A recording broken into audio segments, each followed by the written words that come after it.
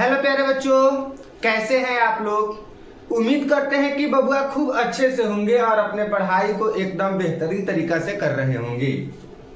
आज हम लोग सोशल साइंस से हम लोग हिस्ट्री का 50 ऑब्जेक्टिव क्वेश्चन करने वाले हैं। तो आप लोग बबुआ क्लास को शुरू से लेकर लास्ट तक कीजिए। 2025 में एग्जाम देने के लिए जा रहे हैं तो इस क्लास को पूरा करके जरूर जाइए। सबसे पहला नंबर प्रश्न क्या कह रहा है? फ्रांस, ध्यान दीजिएगा। सबसे पहला नंबर प्रश्न, फ्रांस की क्रांति का प्रमुख कारण था। मतलब कि फ्रांस के क्रांति जो हुई थी उस क्रांति का प्रमुख कारण क्या था? क्या था? तो आप लोग कहेंगे बाबू निरंकुश शासन। क्या कहेंगे? निरंकुश शासन आप लोग कहेंगे। ठीक है बाबू, चलिए आगे क्वेश्चन अगर आप लोगों से पूछ दिया जाए, ध्यान दीजिएगा, अगर पूछ दिया जाए कि फ्रांस में किस शासक वंश की स्थापना वियना कांग्रेस के द्वारा की गई थी। मतलब कि फ्रांस में किस शासक वंश की स्थापना वियना कांग्रेस के द्वारा की गई थी, तो आप लोग कह दीजिएगा बुर्बो वंश। क्या कहिएगा? बुर्बो वंश कहिएगा। ठीक है, चलिए आगे बताइएगा ध्यान से। क्वेश्चन नंबर 3 कह रहा है, क्वेश्चन नंबर 3, नेपोलियन संहिता किस वर्ष लागू की गई? मतलब कि नेपोलियन संहिता किस वर्ष लागू की गई थी? तो आप लोग क्या कहेंगे? नेपोलियन संहिता किस वर्ष लागू की गई थी? तो 1804 ईस्वी में नेपोलियन संहिता लागू की गई थी। नेपोलियन संहिता 1804 ईस्वी में बबुआ लागू की गई थी, आप लोग याद रखिएगा। ठीक है, चलिए उसके बाद में वियना सम्मेलन, मतलब कि कांग्रेस का अध्यक्ष कौन था उस समय? वियना सम्मेलन यानी कांग्रेस का अध्यक्ष कौन था? तो आप लोग फटाफट से बता देंगे। तो मेटरनिक था। कौन था बबुआ? मेटरनिक था, आप लोग याद रखेंगे। ठीक है, चलिए ध्यान से बताइए। देखिए क्वेश्चन नंबर 5 क्या कह रहा है? क्वेश्चन नंबर 5 कह रहा है कि मेटरनिक व्यवसाय का उद्देश्य क्या था? मतलब मेटरनिक व्यवस्था का उद्देश्य क्या था? जो मेटरनिक व्यवस्था था उसका उद्देश्य क्या था? तो पुरातन व्यवस्था की पुनर्स्थापना, मतलब पुरानी व्यवस्था को पुनर्स्थापना करना था उनका, मतलब कि उद्देश्य था। ठीक है ना। क्वेश्चन नंबर 6 क्या कह रहा है? क्वेश्चन नंबर बबुआ 6 कह रहा है कि मेटरनिक कौन था? बताइए। तो मेटरनिक जो था, मेटरनिक कौन था? फटाफट से बताएंगे। तो मेटरनिक ऑस्ट्रिया के चांसलर था। मेटरनिक कौन था? ऑस्ट्रिया के चांसलर था, आप लोग याद रखेंगे। ठीक है, चलिए आगे बताइएगा फटाफट से, ध्यान से। क्वेश्चन क्या कह रहा है? क्वेश्चन कह रहा है कि किसने कहा था फ्रांस जब छींकता है तो बाकी यूरोप को सर्दी जुकाम हो जाता है? मतलब किसने कहा था कि फ्रांस जब छींकता है तो बाकी यूरोप को सर्दी और जुकाम हो जाता है? तो ये बात मेटरनिक कहा था। ये बात किसने कहा था बाबू? मेटरनिक कहा था, आप लोग याद रखेंगे। ठीक है, चलिए आगे बताइएगा ध्यान से। क्वेश्चन नंबर कितना? 8, ध्यान दीजिएगा। कह रहा है कि नहीं कि नेपोलियन कोड में कुल कितने कोड थे? बिल्कुल, नेपोलियन कोड में कुल कितने कोड थे? तो नेपोलियन कोड में कुल 5 कोड थे। कितने कोड थे बाबू? 5 कोड थे, आप लोग याद रखिएगा। ठीक है ना। चलिए कह रहा है रोमानीवाद क्या था? बिल्कुल बता दीजिए। तो रोमानीवाद क्या था? रोमानीवाद क्या था बाबू? तो रोमानीवाद एक सांस्कृतिक आंदोलन था। मतलब कि रोमानीवाद एक सांस्कृतिक आंदोलन था, आप लोग याद रखिएगा। ठीक है ना। चलिए नेक्स्ट क्वेश्चन क्या कर रहा है? कह रहा है कि इटली एवं जर्मनी, है कि नहीं? ध्यान दीजिए। इटली एवं जर्मनी वर्तमान में किस महादेश के अंतर्गत आते हैं? तो इटली एवं जर्मनी वर्तमान में यूरोप महादेश के अंतर्गत आते हैं। किस महादेश के अंतर्गत आते हैं बाबू? यूरोप महादेश के अंतर्गत अभी वर्तमान में आते हैं, आप लोग याद रखिएगा। ठीक है, चलिए क्वेश्चन देखिए क्या कह रहा है, ध्यान दीजिए। क्वेश्चन कह रहा है कि मारियान किस देश के राष्ट्रवाद का प्रतीक था? मारियान जो था वो किस देश के राष्ट्रवाद का प्रतीक था? तो मारियान फ्रांस देश का राष्ट्रवाद का प्रतीक था, आप लोग याद रखिएगा। किसका था? फ्रांस देश का था, ठीक है ना। चलिए नेक्स्ट क्वेश्चन बताएंगे बाबू, ध्यान से बताइएगा दोस्त। क्या कह रहा है? कह रहा है, ध्यान दीजिए, कह रहा है कि राष्ट्रवाद की अवधारणा का जन्म किस घटना से माना जाता है? राष्ट्रवाद की अवधारणा का जन्म किस घटना से माना जाता है? तो आप लोग याद रखिएगा पुनर्जागरण। 12 नंबर देखिए ध्यान से, 12 नंबर का ए हो जाएगा, ठीक है। चलिए नेक्स्ट क्वेश्चन आप लोग बताने का प्रयास कीजिएगा बाबू, ध्यान से बताइएगा। कह रहा है कि नहीं? क्या कह रहा है? कह रहा है कि वियना कांग्रेस कब हुआ था? बिल्कुल, वियना कांग्रेस कब हुआ था? बिल्कुल बता दीजिए। तो वियना कांग्रेस बाबू 1815 ईस्वी में हुआ था। वियना कांग्रेस कब हुआ था? 1815 ईस्वी में हुआ था, आप लोग याद रखेंगे, ठीक है बाबू। चलिए नेक्स्ट क्वेश्चन ध्यान दीजिएगा। नेक्स्ट क्वेश्चन बाबू ध्यान देंगे। क्या कह रहा है? कह रहा है 1830 क्रांति के बाद फ्रांस में किस प्रकार का शासन स्थापित हुआ?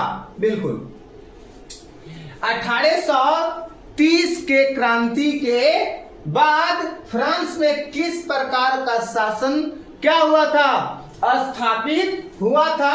तो आप लोग याद रखेंगे संवैधानिक राजतंत्र। कैसा? संवैधानिक राजतंत्र, आप लोग याद रखेंगे, ठीक है। चलिए ध्यान दीजिएगा, आगे बढ़ने का प्रयास करते हैं। देखिएगा, कह रहा है एक्ट ऑफ यूनियन किस वर्ष पारित हुआ? बिल्कुल, एक्ट ऑफ यूनियन किस वर्ष पारित हुआ था? बता दीजिए। तो 1707 ईस्वी में पारित हुआ था। कब पारित हुआ था? 1707 ईस्वी में पारित हुआ था, आप लोग याद रखिएगा। चलिए दोस्त बता दीजिए तो बाबू, इसको बताइए आप लोग, बता दीजिए तो। कह रहा है यंग यूरोप का संस्थापक कौन था? बताइए, यंग यूरोप का संस्थापक कौन था? फटाफट से बताइए। तो इसका उत्तर हो जाएगा मेजनी। क्या हो जाएगा बाबू? इसका उत्तर मेजनी हो जाएगा, ठीक है। बताइए फटाफट से। इटली के एकीकरण का मसीहा किसे कहा जाता है? मतलब कि इटली के एकीकरण का मसीहा हम लोग मेजनी को कहते हैं। इटली के एकीकरण के मसीहा किसको कहते हैं? तो मेजनी को कहते हैं, आप लोग याद रखिएगा, ठीक है ना। चलिए आगे ध्यान दीजिएगा। कह रहा है कि मेजनी का संबंध किस संगठन से था? तो मेजनी का जो संबंध था कार्बोनारी संगठन से था, है कि नहीं? मेजनी का जो संबंध था वो कार्बोनारी संगठन से था, आप लोग याद रखिएगा, ठीक है। चलिए आगे बताइएगा बाबू, ध्यान से क्वेश्चन को ध्यान से समझिएगा। क्वेश्चन क्या कह रहा है? देखिए क्वेश्चन कह रहा है, क्या कह रहा है? किसने अपनी कूटनीतिज्ञ के बल पर इटली की समस्या को संपूर्ण यूरोप की समस्या बना दिया? मतलब कि किसने अपनी कूटनीति के बल पर इटली की समस्या को संपूर्ण यूरोप की समस्या बना दिया? बताइए किसने? तो आप लोगों से पूछेगा तो आप लोग कह दीजिएगा काउंट काबूर। कौन? काउंट काबूर बता दीजिएगा आप लोग, ठीक है। चलिए बताइएगा ध्यान से, देखिए है कि नहीं। चलिए कह रहा है, ध्यान दीजिए, क्वेश्चन क्या कह रहा है? क्वेश्चन कह रहा है कि यंग इटली का संस्थापक कौन था? यंग इटली का संस्थापक कौन था? तो आप लोग याद रखिएगा मेजनी। यंग इटली का संस्थापक कौन था? तो आप लोग याद रखिएगा मेजनी, ठीक है। चलिए आगे बढ़ने का प्रयास करेंगे हम, ध्यान दीजिए, आगे बढ़ने का प्रयास करेंगे, ध्यान दीजिएगा। क्या कह रहा है? कह रहा है कि लाल कुर्ती का गठन किसने किया था? बिल्कुल, लाल कुर्ती का गठन किसने किया था? तो गैरिबाल्डी किया था लाल कुर्ती का गठन, आप लोग याद रखिएगा। लाल कुर्ती का गठन किसने किया था? तो लाल कुर्ती का गठन गैरिबाल्डी ने किया था, आप लोग याद रखेंगे, ठीक है। चलिए अगला क्वेश्चन बताइए ध्यान से। कह रहा है कि काउर कौन था बबुआ, बता दीजिए काउर कौन था, है कि नहीं। काउर कौन था, तो इटली का प्रधानमंत्री। काउर कौन था बाबू, तो काउर जो था इटली के प्रधानमंत्री था, आप लोग याद रखिएगा, ठीक है। चलिए नेक्स्ट बताइएगा, कह रहा है फ्रेडस्ट ऑफ इटली नामक संस्था का गठन किसने किया था। फ्रेडस्ट ऑफ इटली नामक संस्था का गठन किसने किया था, तो मेजनी ने किया था। किसने किया था बाबू, मेजनी ने किया था, आप लोग याद रखेंगे, ठीक है। चलिए बताइए, क्वेश्चन बता दीजिए, कार्बोनारी की स्थापना किस वर्ष हुई थी। कार्बोनारी की स्थापना किस वर्ष, मतलब कार्बोनारी की स्थापना किस वर्ष हुई थी, तो आप लोग याद रखिएगा, कार्बोनारी की स्थापना 1810 ईस्वी में हुई थी। कार्बोनारी की स्थापना कब हुई थी बबुआ, 1810 ईस्वी में हुई थी, आप लोग याद रखेंगे, ठीक है। चलिए गैरिबाल्डी पेशे से क्या था, बताओ बबुआ, ध्यान से बताना। गैरिबाल्डी जो था पेशे से क्या था, तो गैरिबाल्डी पेशे से नाविक था।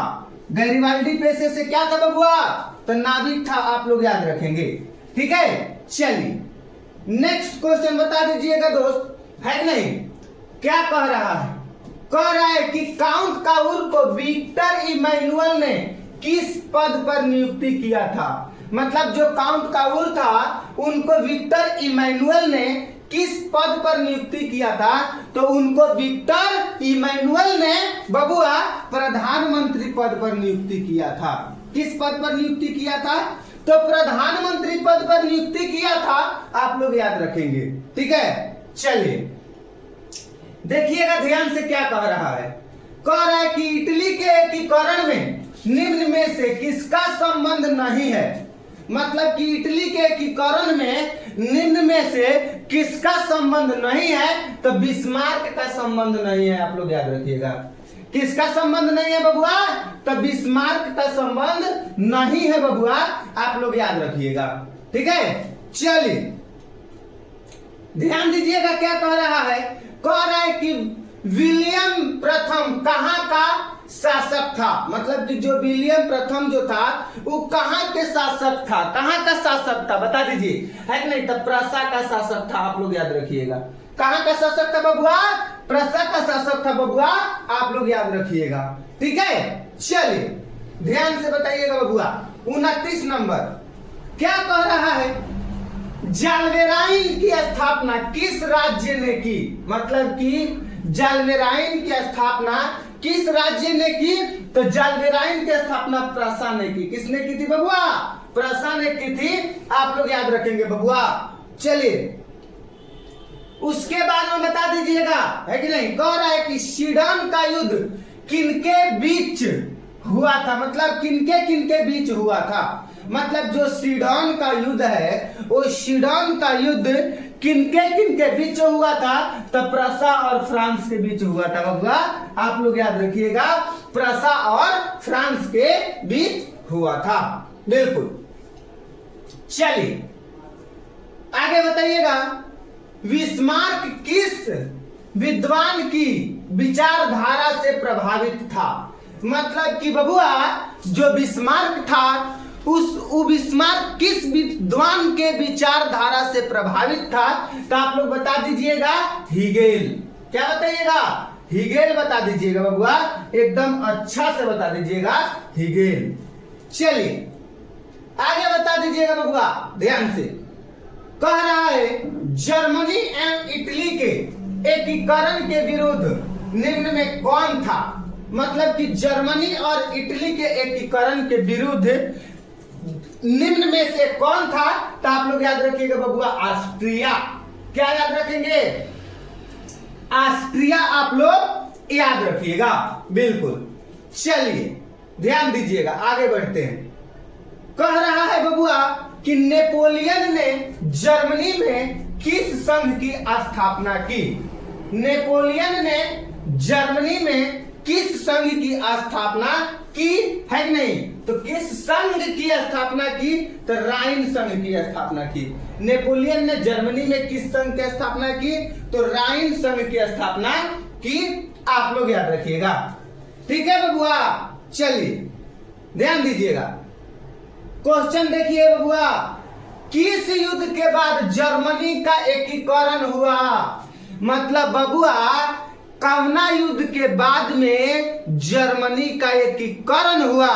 तो आप लोग याद रखिएगा, सीडन के युद्ध के बाद में जर्मनी का एकीकरण हुआ था बबुआ, आप लोग याद रखिएगा, है कि नहीं? चलिए ध्यान दीजिएगा, आगे बढ़ने का प्रयास करते हैं। कह रहा है, क्या कह रहा है? जर्मेनिया क्या थी? मतलब जर्मेनिया जो है वो क्या थी? तो आप लोग जर्मनी यानी कि जर्मन राष्ट्र का प्रतीक। क्या थी बबुआ? जर्मन राष्ट्र का प्रतीक थी, आप लोग याद रखिएगा। चलिए आगे बताइएगा ध्यान से बबुआ। कह रहा है, क्या कह रहा है वो? जर्मनी का एकीकरण कब पूरा हुआ?